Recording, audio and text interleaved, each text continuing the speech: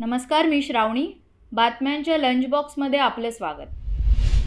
खासगी क्षेत्रातील नंबर 1 क्रमांकाची बँक असलेल्या HDFC बँकेनं कर्ज वितरणात 25 लाख कोटी रुपयांचा टप्पा ओलांडला आहे आणि ठेवीतही 26.5% वाढ नोंदवली.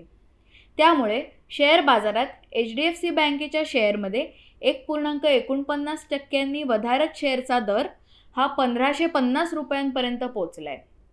ठेवी आणि कर्जातील वाढीमुळे गेले अनेक दिवस बराच काळ एकाच किमतीवर रेंगाळत असलेल्या HDFCच्या शेअरमध्ये हालचाल दिसून आली आहे. HDFC बँकेच्या गृह, वैयक्तिक कर्ज आणि ग्राहक कर्ज वितरणात 108% वाढ झाली आहे. आता RBIनं रेपो दर स्थिर ठेवल्यानं HDFC बँकेला फायदा होणार आहे. आता बातमी RBIच्या व्याजदराची. RBIनं रेपो दर 6.5% स्थिर ठेवल्यानं कर्जदारांचा हप्ता आहे तसाच राहणार आहे.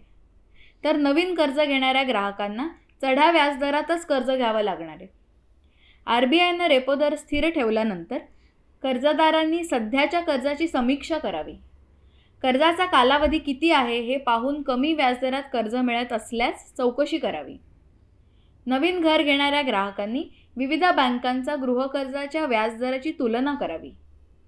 सिबिल स्कोअर चांगला असल्यास बँकेसोबत व्याजदराबाबत घासाघीस केल्यास आणखी कमी व्याजदरात कर्ज मिळू शकतं. तसेच कर्जदारांनी आपल्या गरजेनुसार फिक्स किंवा फ्लोटिंग दरात कर्ज घ्यावं. फिक्स व्याजदरात कर्ज घेतल्यास व्याजदरात बदल होत नाही. मात्र फ्लोटिंग व्याजदरात कर्ज घेतल्यास RBIच्या रेपो दरानुसार व्याजदर कमी जास्त होत असतात. आता बातमी खाद्यपदार्थातील महागाईची. कांदा, टोमॅटो आणि बटाटा यांचे दर वाढल्यानं शाकाहारी ताटाच्या दरात 60% वाढ झाली आहे. मार्च महिन्यात शाकाहारी ताटाचा दर हा 27 रुपये 30 पैशांवर गेला आहे. तर गेल्या वर्षी मार्च महिन्यात शाकाहारी ताटाचा दर हा 25 रुपये 50 पैसे एवढा होता. क्रिसिल या मानांकन देणाऱ्या संस्थेनं रोटी राईस रेट निर्देशांक जाहीर केला आहे. त्यात ही माहिती देण्यात आली आहे. शाकाहारी ताटाचा दर कमी होत असताना पोल्ट्री दर कमी झाल्यानं मांसाहारी ताटाचा दर 7% कमी झाला आहे. गेल्या वर्षी मार्च महिन्यात मांसाहारी ताटाचा दर हा 59 रुपये 20 पैसे होता, जो आता 54 रुपये 90 पैशांवर आला आहे. आता बातमी रिअल इस्टेट बाजाराची. 1 कोटींहून जास्त किंमत असलेल्या घराच्या विक्रीत 51% वाढ झाल्याची माहिती नाईट फ्रँक या संस्थेच्या अहवालातून उघड झाली. जानेवारी ते मार्च दरम्यान देशभरात 86,345 घरांची विक्री झाली आहे. विशेष म्हणजे एकट्या या कालावधीत मुंबईत 23,743 आलिशान घरांची विक्री झाली. गेल्या वर्षीच्या तुलनेत मुंबईत घरांच्या विक्रीत तब्बल 17% वाढ झाली आहे. तर पुण्यात 11,832 आलिशान घरांची विक्री झाली आहे.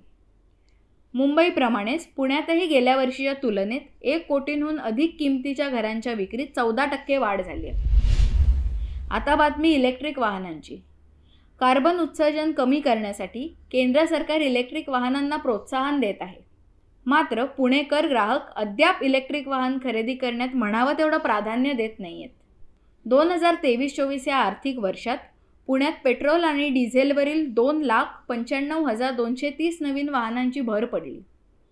या वाहनांमध्ये सर्वाधिक 1,83,000 दुचाकी आहेत.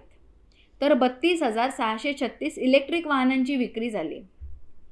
ई वाहनांमध्ये 29,285 म्हणजेच 29% वाहनं दुचाकी आहेत. ई वाहनांची किंमत जास्त आहे. तसेच बॅटरीच्या आयुर्मानाची चिंता तसेच चार्जिंगची सुविधा नसल्यानं इलेक्ट्रिक वाहनांबाबत ग्राहकांच्या मनात अद्याप साशंकता आहे. बातम्यांच्या लंच बॉक्समध्ये आता इथेच थांबूयात. पाहत राहा मनी 9 मराठी.